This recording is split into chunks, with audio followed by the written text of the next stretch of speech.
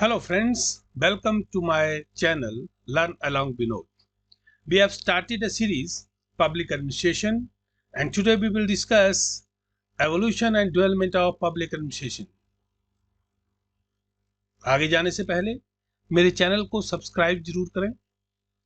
तो let's start evolution of public administration.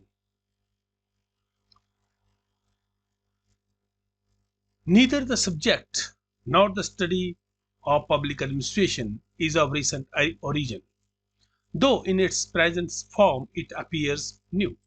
The need and necessity to study the subject were felt in both the feudal setup and dictatorship in ancient. At no stage of human development the state could afford to neglect the smooth and efficient running of the administration.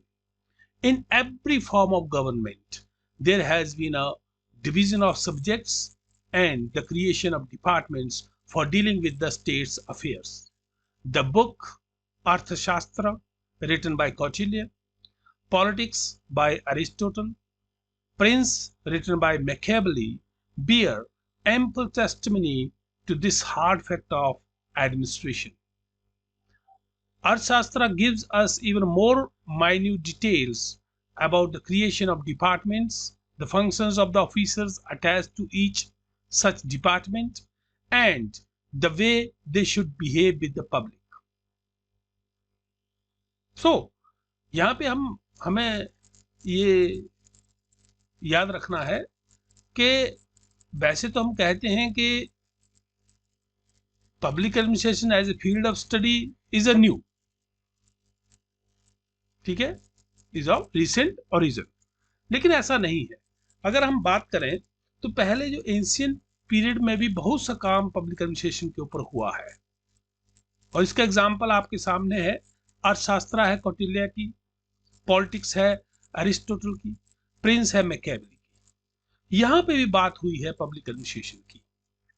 Okay, सो हम ये कह सकते हैं कि जब से हमारी civilisation ने ऑर्गेनाइज मैनर में या सिविलाइज मैनर में या ऑर्गेनाइज मैनर में रहना शुरू किया ह्यूमन बीइंग ने, तब से पब्लिक एडमिनिस्ट्रेशन चला आ रहा है या एग्जिस्ट करता है.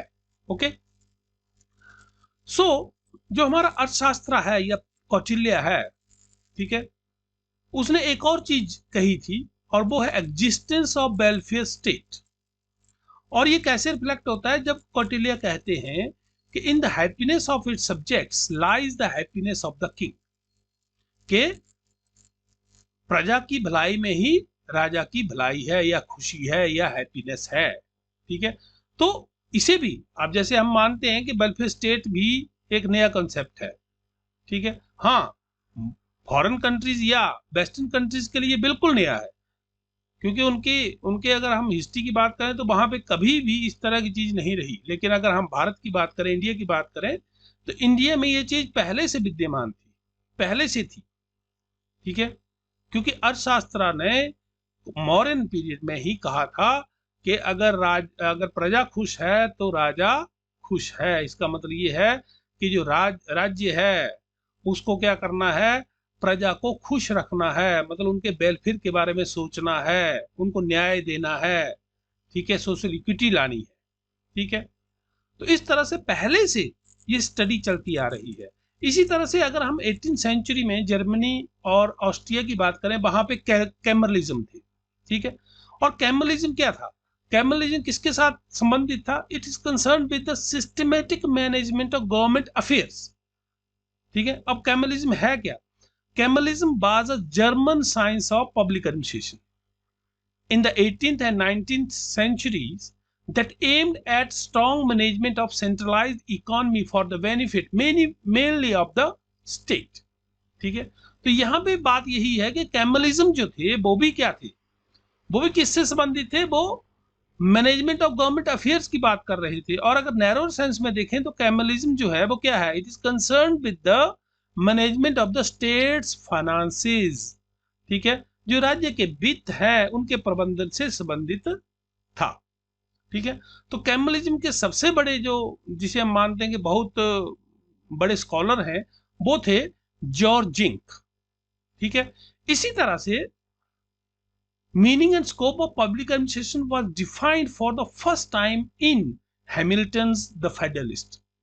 ठीक है, तो पब्लिक एडमिनिस्ट्रेशन का जो स्कोप और उसका अर्थ है उसको किसने परिभाषित किया था? वो थे हैमिल्टन्स।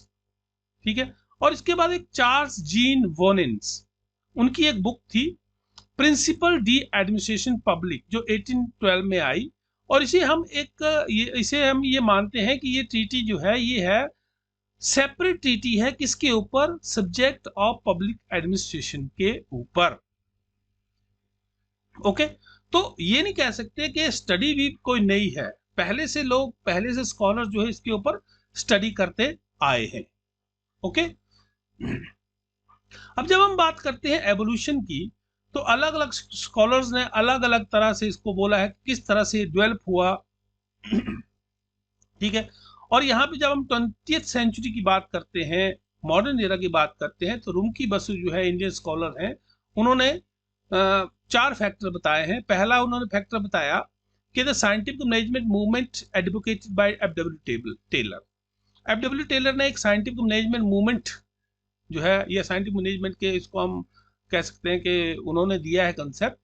ठीक है, तो ये एक कारण था। दूसरा कारण ये था कि 19th सेंचुरी में इंडस्ट्रियलाइजेशन बहुत ज्यादा हुआ, और जब इंडस्ट्रियलाइजेशन हुआ तो उससे क्या हुआ? बड़ी बड़ी ऑर्गेनाइजेशंस, लार्ज स्केल ऑर्गेनाइजेशन जो है वो एग्जिस्टेंस में आई। ठीक है, और जब वो एग्जिस्टेंस में आई तो वहां पे प्रॉब्लम आ गई आपकी कैसे मैनेज करें। ठीक है, तो वहां से फिर तीसरा उन्होंने बताया the emergence of the concept of welfare state replacing the police state. ठीक है, पुलिस स्टेट का मतलब क्या था? पुलिस स्टेट होती है कि आपका लॉ एंड ऑर्डर मेंटेन करना। ठीक है, सारा काम पुलिस के अकॉर्डिंग हो रहा है। ठीक है, लॉ एंड ऑर्डर मेंटेन करना। आप अगर हम बात करें, हमारे अपनी बात करें तो ब्रिटिश राज था, तो वहां पे स्टेट का काम क्या था कि वो लॉ एंड ऑर्डर मेंटेन कर रही थी। ठीक है, और रेवेन्यू कलेक्शन। ठीक है, क्योंकि उन्होंने अपना खजाना भरना था, रेवेन्यू कलेक्शन करना उनका काम था। ठीक है, देन फोर्थ जो रुमकी बसु ने बताया वो था the movement for governmental reform due to negative consequences of spoil system. ठीक है, जब गवर्नमेंट रिफॉर्म हुए, ठीक है, और खासकर ये कहाँ? यूएसए में। ठीक है, तो उसमें क्या हुआ कि जो आपका स्पॉइल सिस्टम था वहां पे चल रहा था, उसमें रिफॉर्म आया। क्यों आया? क्योंकि उसके नेगेटिव कॉन्सिक्वेंसेस आ रहे थे, नेगेटिव रिजल्ट्स आ रहे थे। ठीक है, तो ये स्पॉइल सिस्टम क्या है? Spoil system also called the patronage system, practice in which the political party winning an election rewards its campaign workers and other active supporters by appointment to government post and with other favors।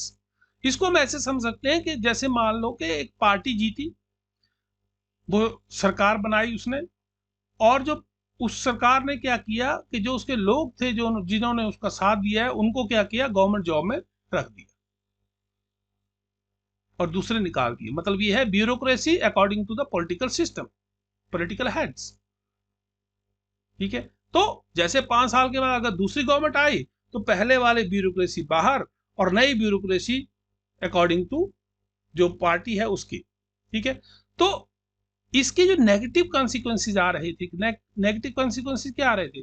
एक आपकी continuous जो process है वो नहीं हो रहा था, क्योंकि 5 साल के बाद चेंज हो रही थी आपकी ब्यूरोक्रेसी, कोई कंटिन्यूटी नहीं रही थी। तो इस तरह के जो नेगेटिव कॉन्सिक्वेंसेज आए, इसने क्या किया? पब्लिक एडमिनिस्ट्रेशन की डेवलपमेंट में बहुत ही बड़ा योगदान दिया अकॉर्डिंग टू रुमकी बसु। ठीक है, फिर इसके बाद जो स्कॉलर है वो है निकोलस हेनरी। ठीक है, उनकी एक बुक है public administration and public affairs. ठीक है, उसमें उन्होंने 5 पैराडाइम बताए। कौन कौन से? द पॉलिटिक्स एडमिनिस्ट्रेशन डायकॉटमी, जो 1900 से लेकर 26 तक उन्होंने कहा। The principles of administration 1927 to 37, public administration as political science 1950 to 70, then public administration as management 1956 to 70, and public administration as public administration 1970।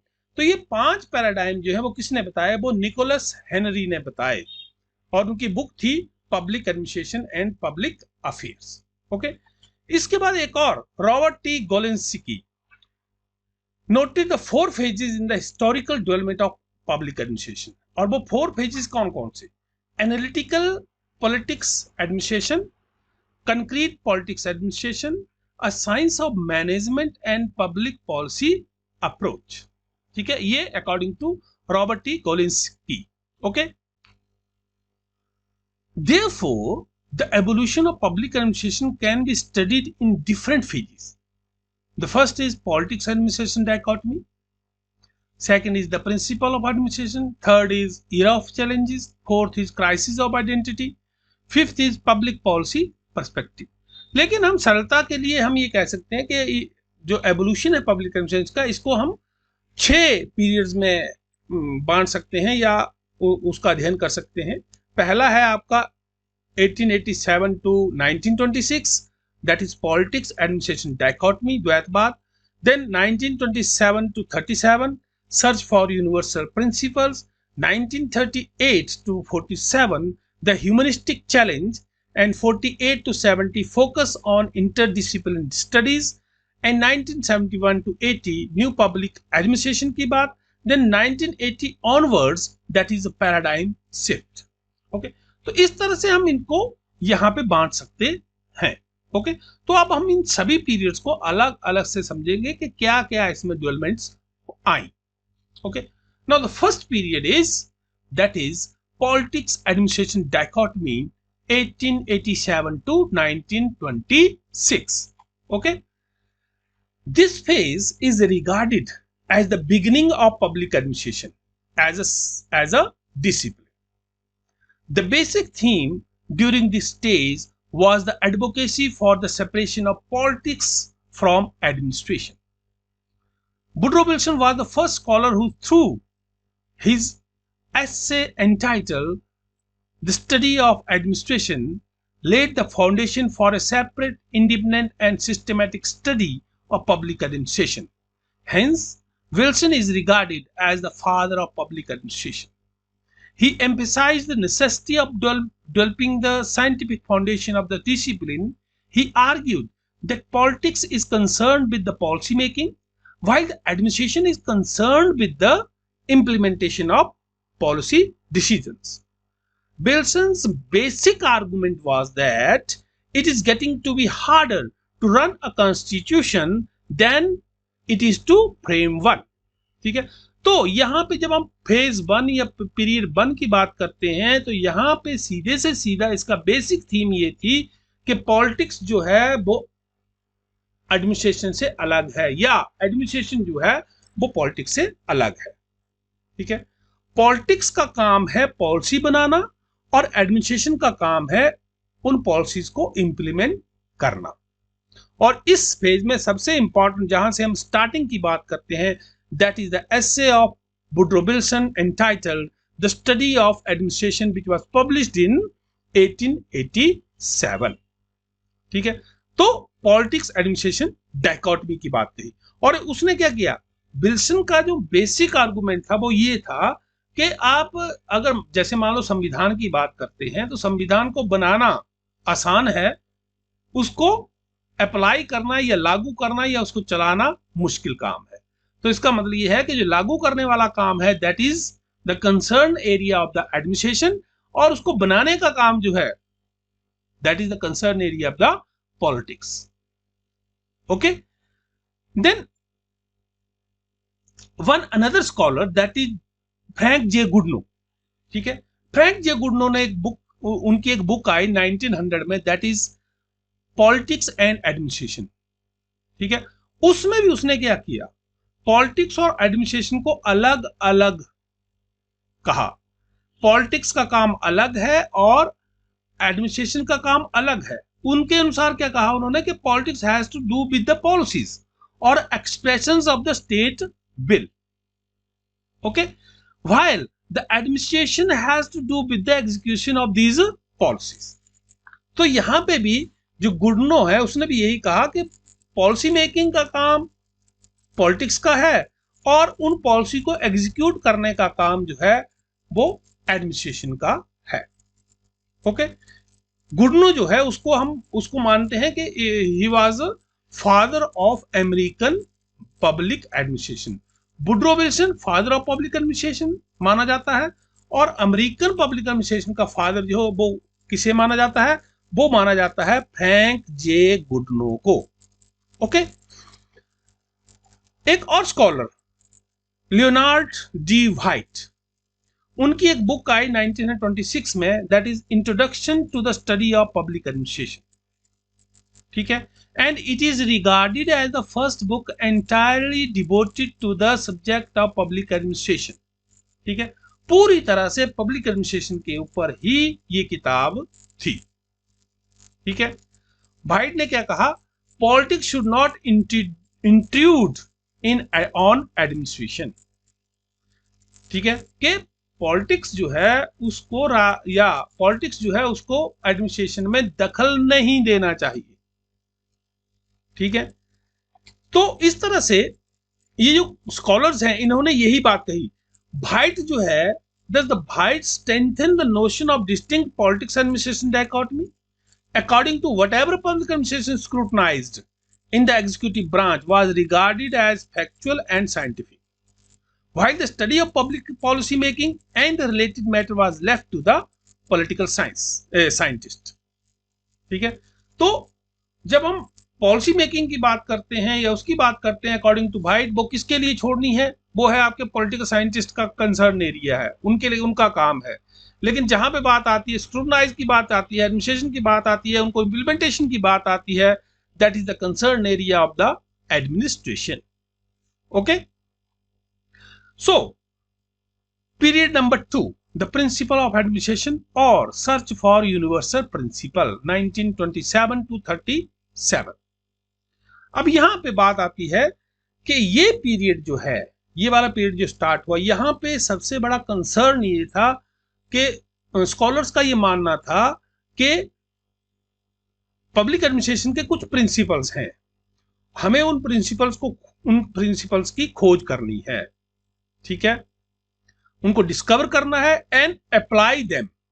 ठीक है, और अप्लाई देम किस चीज के लिए, to increase the efficiency and economy of public administration, कि उनकी मितव्ययता और जो दक्षता है उसको बढ़ाने के लिए हमने उनको अप्लाई करना है, उनकी खोज करनी है। ठीक है, therefore bringing efficiency was the central theme during this period. इस दूसरे पीरियड में जो था वो सेंट्रल थीम क्या था, ब्रिंगिंग एफिशिएंसी, दक्षता लाना, ये एक केंद्र विषय था। ठीक है, केंद्र बिंदु, इसके ऊपर ही सारा कंसंट्रेशन था।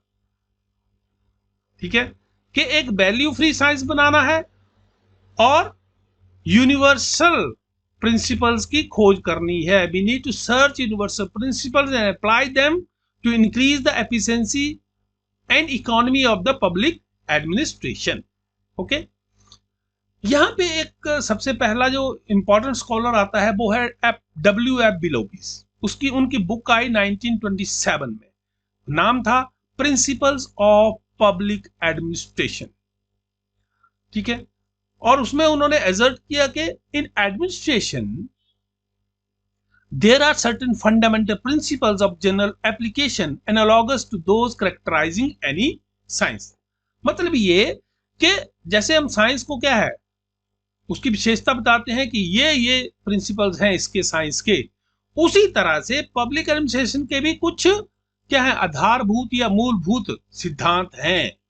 ठीक है, और इस फेज में मोस्ट इंपॉर्टेंट जो स्कॉलर्स और हैं W.F. बिलोबी के बाद, वो हैं आपकी MP फोलेट्स हैं, जिनकी बुक थी क्रिएटिव एक्सपीरियंस 1924 में, Henry Fayol industrial and general management 1930 English version, and James D. Mooney and Alan C. Rayleigh's Principles of Organization 1939।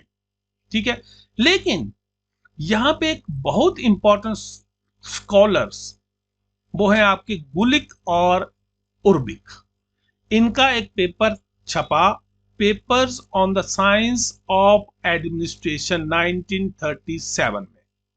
ठीक है, और ये पेपर बहुत ही इंपॉर्टेंट है। It was a landmark study in the field of administration. ठीक है, they stated that it is the general thesis of this paper is that there are principles that can be arrived at inductively from the study of human organization which should govern arrangements for human association of any kind। मतलब ये कि ऐसे सिद्धांत हैं जो मानव संगठन के अध्ययन से आगमनात्मक रूप से प्राप्त किए जा सकते हैं और जो किसी भी प्रकार के मानव संघों की व्यवस्था को नियंत्रित करना चाहिए। मतलब ये कि किसी भी तरह के जो ह्यूमन एसोसिएशंस हैं उनकी जो व्यवस्था है, उनके जो अरेंजमेंट्स हैं, ठीक है, उनको नियंत्रण करने के लिए क्या है, हम कुछ ऐसे सिद्धांत बना सकते हैं, ठीक है, या उनको खो सकते हैं और फिर उनको अप्लाई कर सकते हैं। ओके, तो ये है papers on the science of administration. Okay, so second era में, फर्स्ट ईरा में क्या है, पॉलिटिक्स एडमिनिस्ट्रेशन डायकोटमी होगी, पॉलिटिक्स अलग है, एडमिनिस्ट्रेशन अलग है। जब आपने अलग कर दिया तो सेकंड फेज में स्कॉलर्स का कंसंट्रेशन किसके ऊपर आ गया कि हमने इसको अब साइंस बनाना है, और साइंस बनाने के लिए सबसे इंपॉर्टेंट क्या है कि इसके कुछ प्रिंसिपल्स होने चाहिए, और वो प्रिंसिपल्स ऐसे होने चाहिए जिनकी यूनिवर्सल एप्लीकेबिलिटी हो। अब तीसरा फेज देखो, साथ साथ ही आ गया किस चीज का, क्रिटिसिज्म का, चैलेंज का। और ये चैलेंज कहां से आया, ये चैलेंज आया ह्यूमन साइड से, इसीलिए इसको हम बोलते हैं humanistic challenge. 1938 to 1947 the excess of scientific management triggered a series of reactions against the mechanistic concept of administration. During this period, both the defining pillars of public administration were challenged. ठीक है, देखिए जब हम science की बात करते हैं तो साइंस में क्या होता है, साइंस में इंपॉर्टेंटली हम क्या करते हैं, हम ह्यूमन साइड को इग्नोर कर देते हैं। ठीक है, जो चीज है वो है। ठीक है, मतलब ये कि पहले क्या है, जब साइंटिफिक मैनेजमेंट की बात हुई तो साइंटिफिक मैनेजमेंट में क्या है, ये मैकेनिस्टिक व्यू लेता है ऑर्गेनाइजेशन की। मतलब ये कि it concentrate on structure not on human aspect. तो इसीलिए इसको चैलेंज हुआ। जो दो डिफाइनिंग पिलर कौन कौन से थे, पहला था कि पब्लिक एडमिनिस्ट्रेशन पॉलिटिक्स से अलग है एक, दूसरा इसके कुछ प्रिंसिपल्स हैं। ये दो है ना, दो ही हमारे पिलर्स हुए ना पीछे वाले फेजेस में, तो ये चैलेंज हो गए।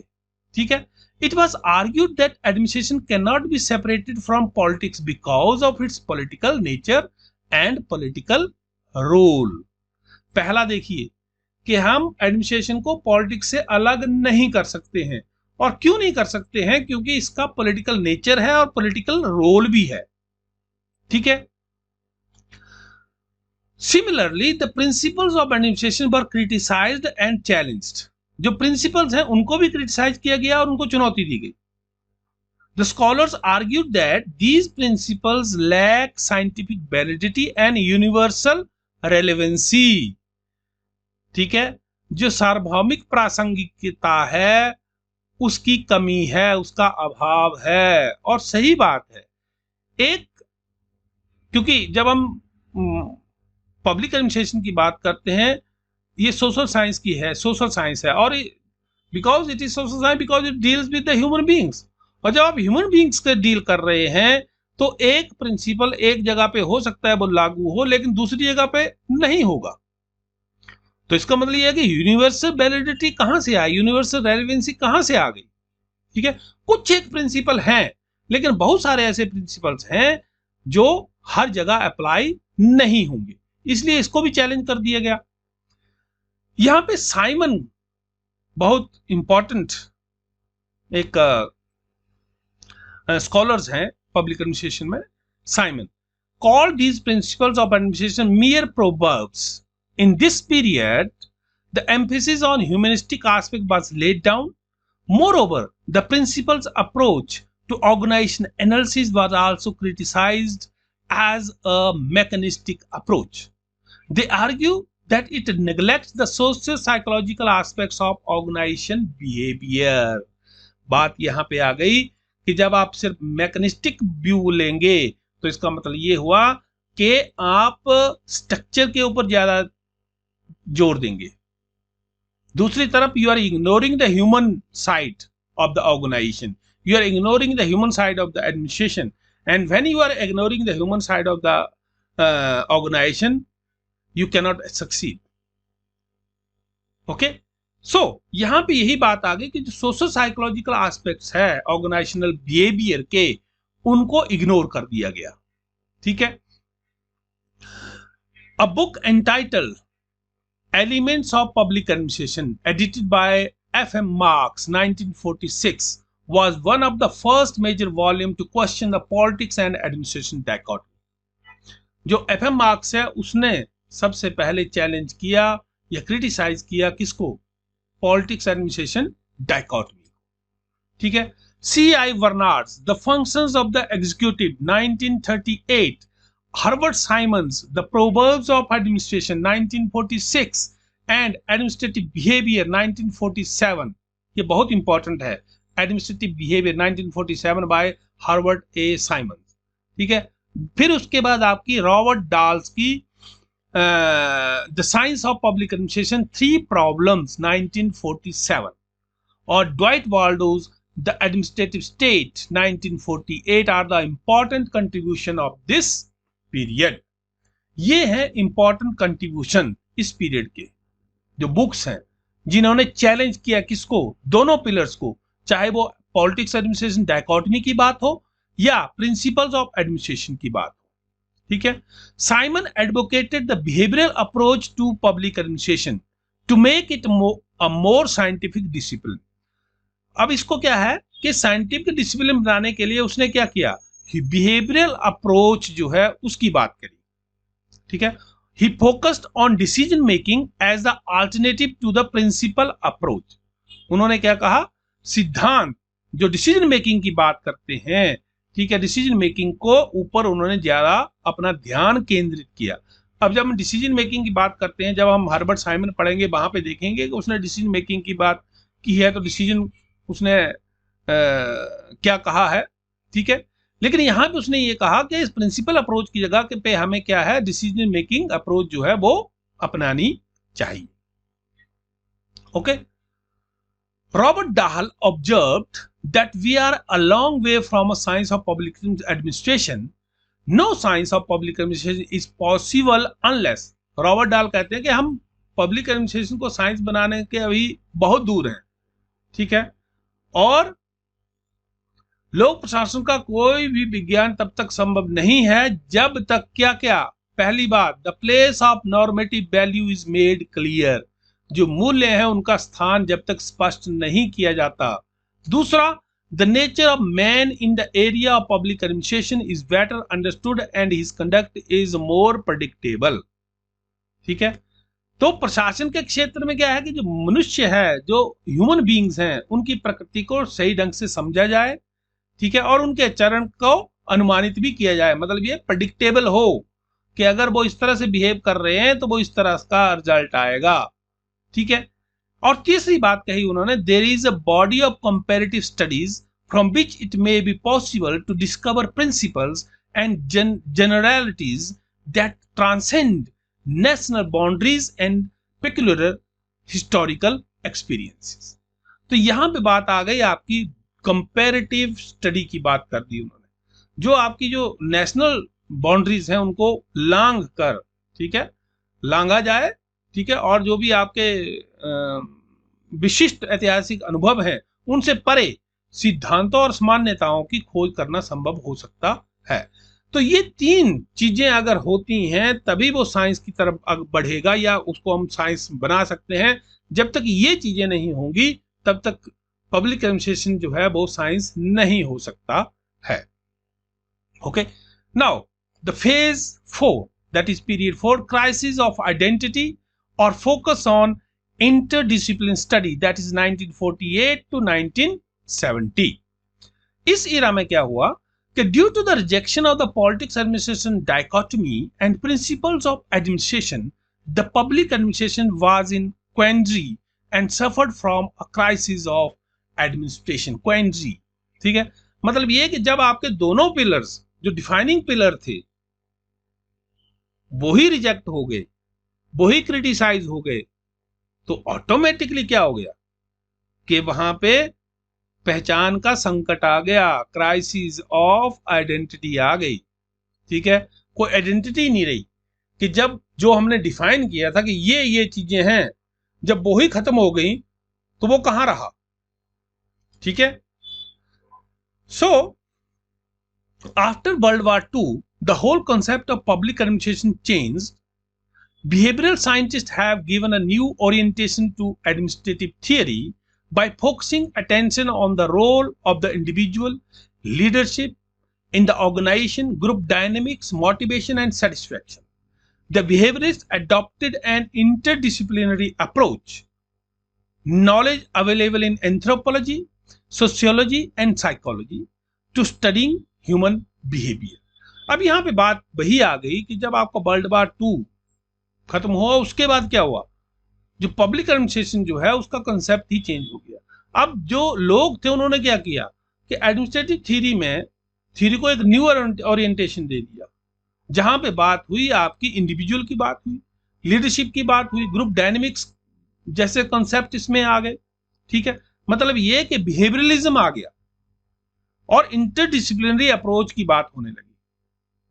Okay, during this period the scholar reacted in two ways, दो तरह से रिएक्ट किया। पहला, some of them returned to the fold of political science. In his article entitled Trends in the Theory of Public Administration, John Gauss developed a thesis that a theory of public administration means in our time a theory of politics also. तो पहला जो reaction था वो ये था कि कुछ scholar जो थे वो कहां चले गए, पॉलिटिक्स में चले गए, और उनमें जॉन गॉस ये कहता है कि लोक प्रशासन के सिद्धांत का अर्थ हमारे समय में राजनीति का सिद्धांत भी है। ठीक है, और दूसरा, some others moved the administrative science, they argued that administration is administration irrespective of its setting. ठीक है, उनका ये कहना था, जो प्रशासन विज्ञान की तरफ चले गए, उनका ये कहना था कि प्रशासन चाहे किसी भी तरह की सेटिंग हो, प्रशासन ही है। और उन्होंने they founded the journal of administrative science quarterly in 1947। ठीक है, उन्होंने एक जर्नल चलाया या स्थापना की, journal of administrative science quarterly, और ये 1957 में हुआ। Okay, however in both cases public administration lost its separate identity and distinctiveness. इन दोनों ही चीजों में क्या हुआ कि लोक प्रशासन ने अपनी जो है वो पहचान और विशिष्टता खो दी। Okay, then 1960 is a very eventful decade in the history of public administration. At least two major developments occurred during this decade. दो मेजर डेवलपमेंट हुई, the rise and fall of comparative public administration and development administration. However, the most influential factor responsible for the surge of interest in comparative studies was the assertion of Robert Dahl. ठीक है, दो चीजें हुई, rise और fall किस चीज का, comparative public administration और डेवलपमेंट एडमिनिस्ट्रेशन का। ठीक है, रॉबर्ट डाल ने क्या एजर्ट किया, as long comparative approach is not adopted, the claims of public administration as a science remains hollow. ठीक है, कि अगर आप जब तक जो कंपैरेटिव दृष्टिकोण है उसको नहीं अपनाते हैं, तब तक लोक प्रशासन के दावों को विज्ञान के रूप में खोखला बना रहता है। मतलब ये कि पब्लिक एडमिनिस्ट्रेशन को विज्ञान मानना खोखला ही रहेगा। This conceptualization took a concrete shape in 1962 when the Comparative Administration Group CAG was formed. ठीक है, 1962 में एक ग्रुप बना, the comparative administration group CAG. ठीक है, और दूसरा, development administration assumes that the bureaucracy is the efficient and rational form of human organization, and that the vast amount of experience in reconstruction, management, and organization in the best could be adapted to suit the specific specified developmental goals. In fact, development administration was seen as a mutation of colonial administration by injecting development goals and structures into the old core of civil servants. अब दूसरी बात development administration की होगी. पहला तो हो गया comparative, फिर दूसरा डेवलपमेंट की बात होगी. डेवलपमेंट एडमिनिस्ट्रेशन में क्या है, क्योंकि आपको पता है कि जब कॉलोनियलाइज इरा था उसमें क्या था, ठीक है, they hardly bother about the development of the area, they only concern with the law and order और the collection of revenue.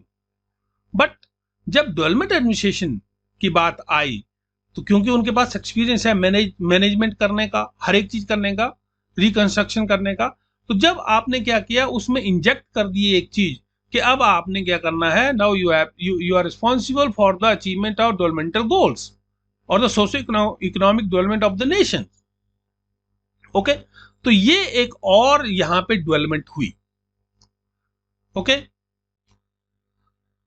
so all these developments led to the crisis of identity and the scholars moved towards an interdisciplinary approach.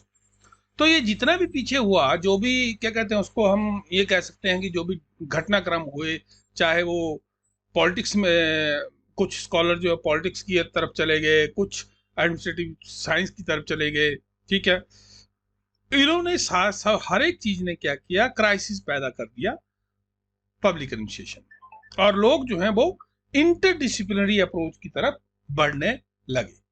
Okay, सो जब interdisciplinary, the important development जो है in this period में, क्या कौन से important development हैं, वो important development है. Number 1, rise of new human relation approach by Chris Argyris, Douglas McGregor, Francis Likert, Warren Bennis and other. यहां पे क्या हुआ, पहली डेवलपमेंट जो है वो हुई न्यू ह्यूमन रिलेशन अप्रोच की बात हुई, और इनके जो प्रोपोनेंट्स थे वो थे, they were Chris Argyris, Douglas McGregor, Francis Likert, Warren Bennis and others. Okay, the second development was growth of comparative public administration, जिसको हमने पहले डिस्कस किया. And the third is advocacy of ecological approach to the study of public administration by F W. Riggs. ठीक है, जो पारिस्थितिकी दृष्टिकोण है उसकी वकालत की किसने, एफ.डब्ल्यू. रिग्स ने. Then conceptualization of development administration by Edward Wiener, F.W. Riggs and others. ठीक है, जो डेवलपमेंट एडमिनिस्ट्रेशन है, विकास प्रशासन की अवधारणा जो है, ठीक है, वो दी गई किनके द्वारा, बीनर के द्वारा और रिग्स के द्वारा. Then crystallization of the concept of administrative development by F W. Riggs. ठीक है, जो प्रशासनिक विकास की अवधारणा है उसको स्पष्ट किया गया किसके द्वारा, एफ.डब्ल्यू. रिग्स के द्वारा.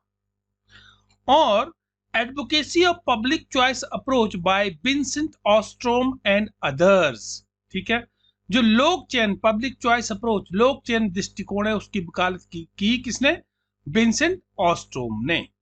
ओके, और rise of critical perspective of public administration, ये बहुत इंपॉर्टेंट, ये है आपकी 7 डेवलपमेंट जो इस इरा में हुई. ठीक है, ओके. देन फेज और period number 5, that is public policy perspective और न्यू पब्लिक एडमिनिस्ट्रेशन 1970 to 80. अब यहां पे the younger generation of American scholars pioneered a new movement in American public administration which came to know as the New Public Administration. The scholars gathered at Minnebrooke under the patronage of Dwight Baldo and critically reviewed the relevance of the study and practice of public administration in terms of the rapidly changing environment posing challenging problems before the government. ठीक है, तो इसके बाद जब आपका क्या है, crisis आ गया, आपकी पहचान का नेचुरली है, तो कुछ जो लोग थे under the patronage of Dwight Baldo उन्होंने एक सम्मेलन किया, मिन्नोब्रुक कॉन्फ्रेंस उसको इंपॉर्टेंटली हम बोलते हैं, 1968 में। ठीक है, तो उस समय क्या था, जब ये मिन्नोब्रुक कॉन्फ्रेंस हुई, ठीक है, तो उसके बाद कुछ बुक्स आपकी पब्लिश हुई। दैट इज 2 किताबें बहुत इंपॉर्टेंट है। एक फ्रैंक मेरिनी की एडिटेड बुक है toward a new public administration 1971, और ड्वाइट बाल्डो द्वारा एडिटेड बुक है public administration in a time of turbulence 1971, but published to herald a new brand of public administration oriented toward political theory। ठीक है, कि राजनीतिक सिद्धांत की ओर उन्मुख लोक प्रशासन के नए ब्रांड की शुरुआत के लिए जो बुक्स प्रकाशित हुई वो है आपकी ये 2 बुक्स, फ्रैंक मेरिनी की और दूसरी ड्वाइट बाल्डो की। Okay, the scholars meeting at मिन्नोब्रुक centered on highlighting the lacuna of the traditional public administration. They castigated it as insensitive to the democratic ideas and humanitarian approach। ठीक है, तो उसमें जो मिन्नोब्रुक conference हुई उसमें मेन जो centre point था वो ये था कि उन्होंने हाईलाइट किए, लैकुना हाईलाइट किए, किसके, जो ट्रेडिशनल पब्लिक एडमिनिस्ट्रेशन में लैकुना थे, ठीक है, उनको हाईलाइट किया।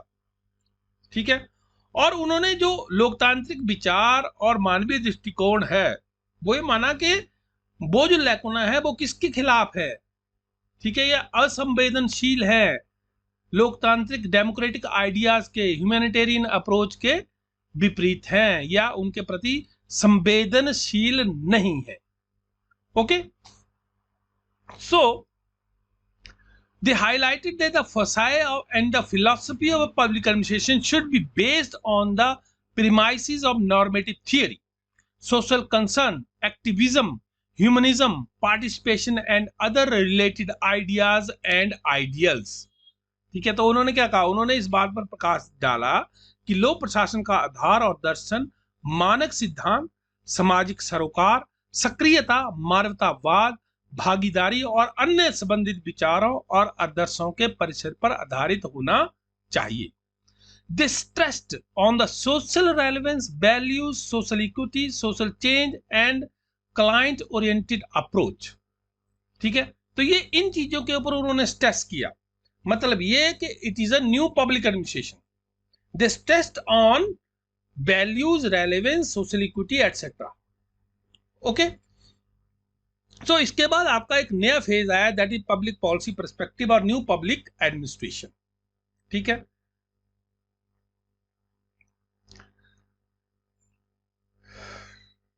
Okay,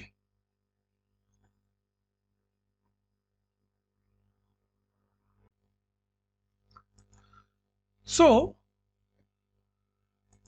they highlighted that the foci and the philosophy of a public administration should be based on the premises of normative theory, social concern, activism, humanism, participation and other related ideas and ideals।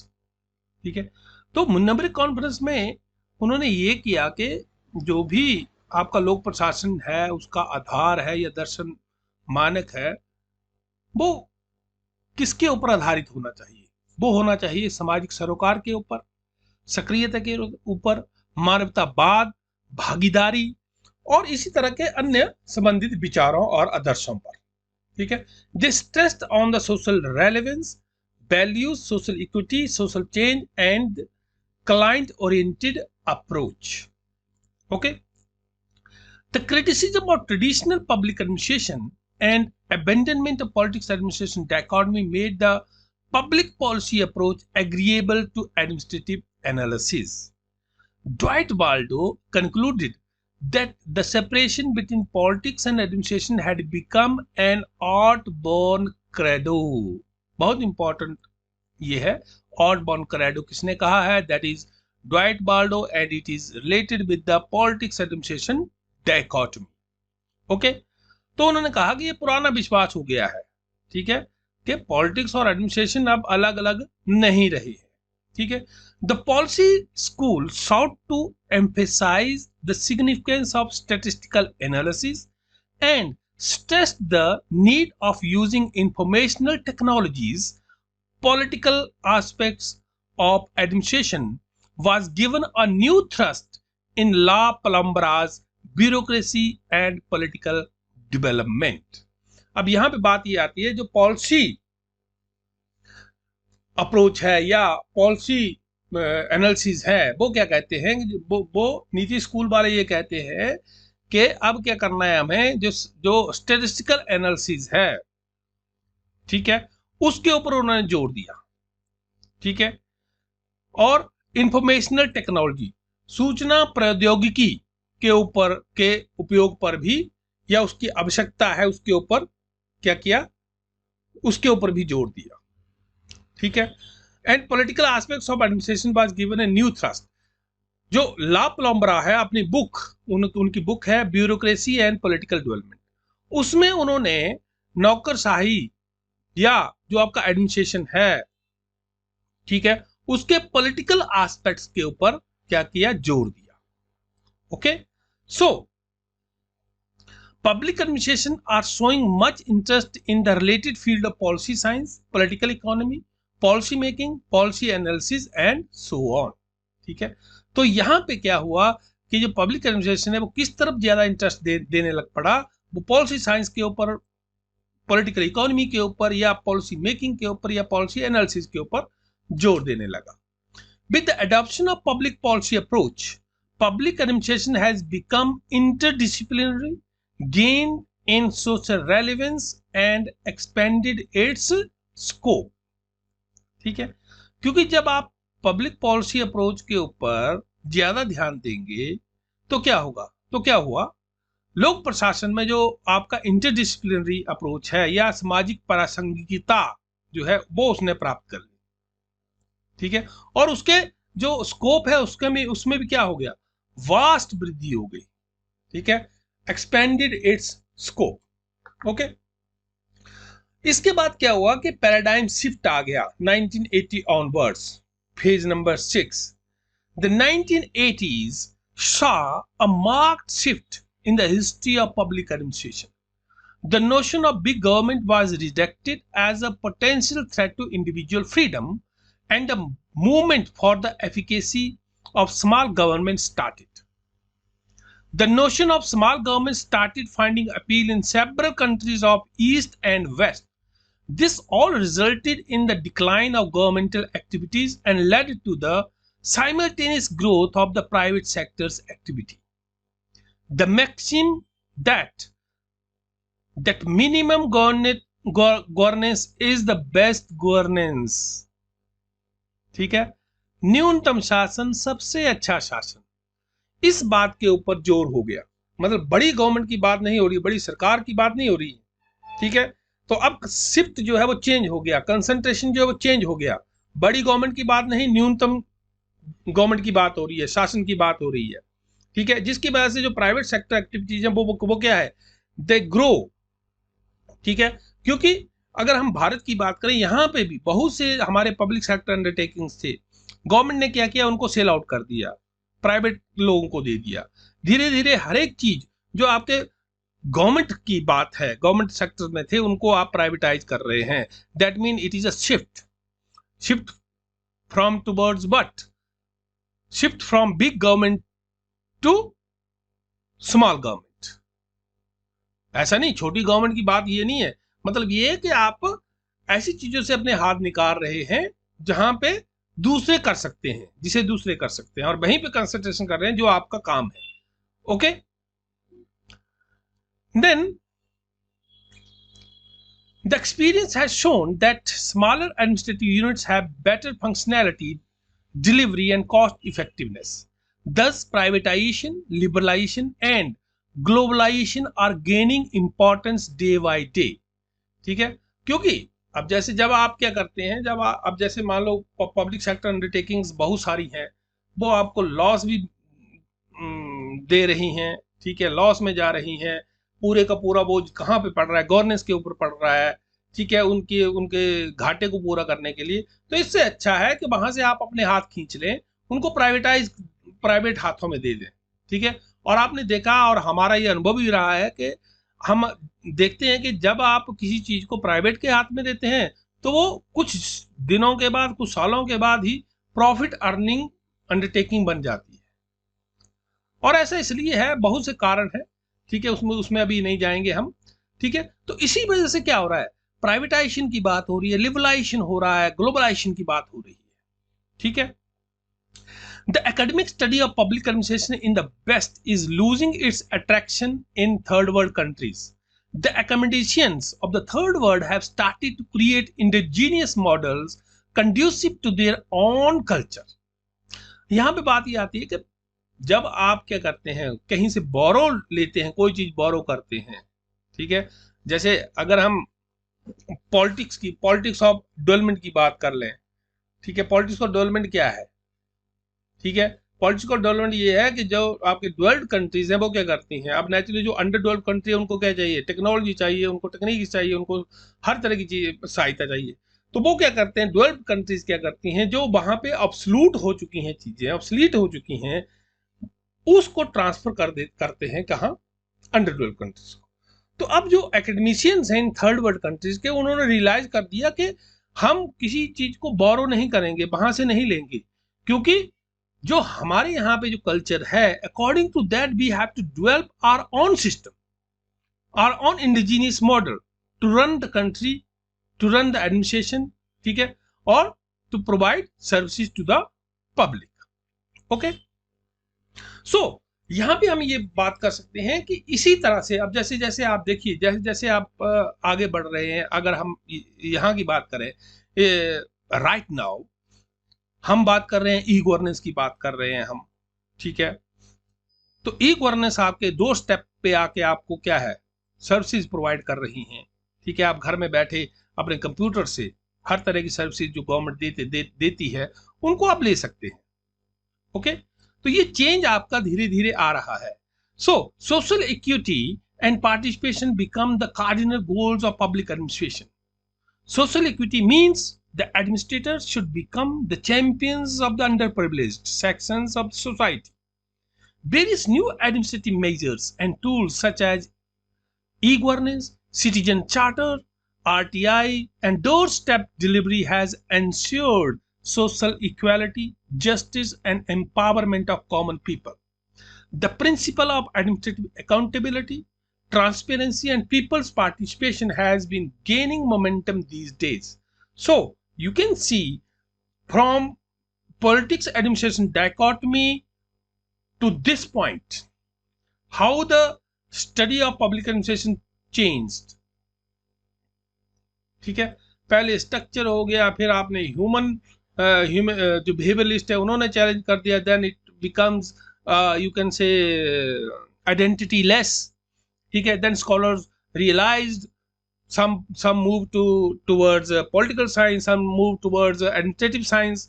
Okay, then comes the policy approach, ठीक है, public policy approach, ठीक है। तो इसके साथ साथ बहुत से सारे कंसेप्ट, जैसे जैसे प्राइवेटाइजेशन की बात हुई, जैसे जैसे आपने क्या किया, आपने रियलाइज किया कि बड़ी गवर्नमेंट की बात नहीं होगी, अब आपकी छोटी गवर्नमेंट की बात होगी, आपकी गवर्नेंस जो है वो छोटी होनी चाहिए, तभी आप एफिशिएंसी और इफेक्टिवनेस ला सकते हैं। दूसरी बात, लोगों को आप सही ढंग से सर्विसेज प्रोवाइड कर सकते हैं। That's why the government is shrinking its hands from the loss making undertakings and selling it to the private players. And also most of the majority of private hands or private players come to the fore.